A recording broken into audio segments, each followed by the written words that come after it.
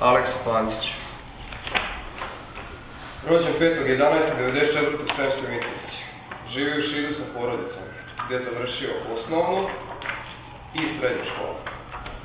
Je li vrtić završio u Šidu? Jest, i vrtić je završio u Šidu. U ranom djetinjstvu je pokušao se baviti sportom. Trenira košarku, a zbog prve simpatije i gimnastiku.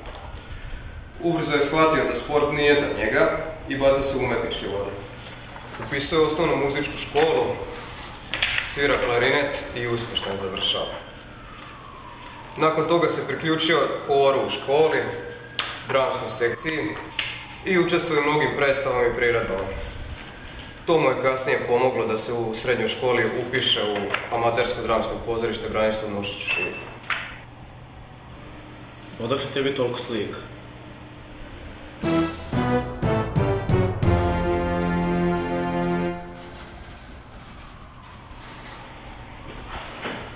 Sa amaterskim pozorištem ne nastupa samo u Srbiji, nego i po mnogim gradovima bivše Juge, a čak i u Austriji.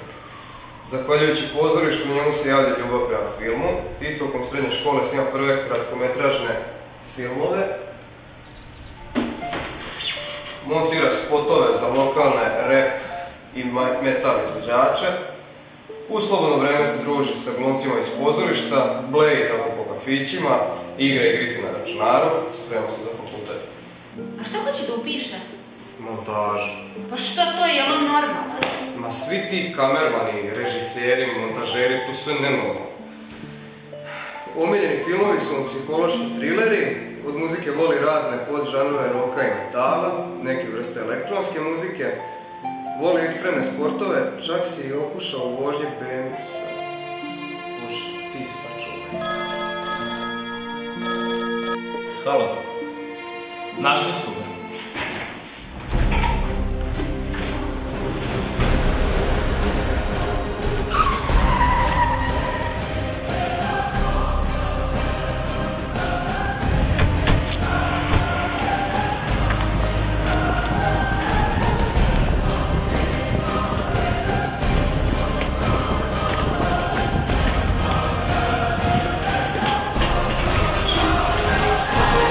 Pantiću,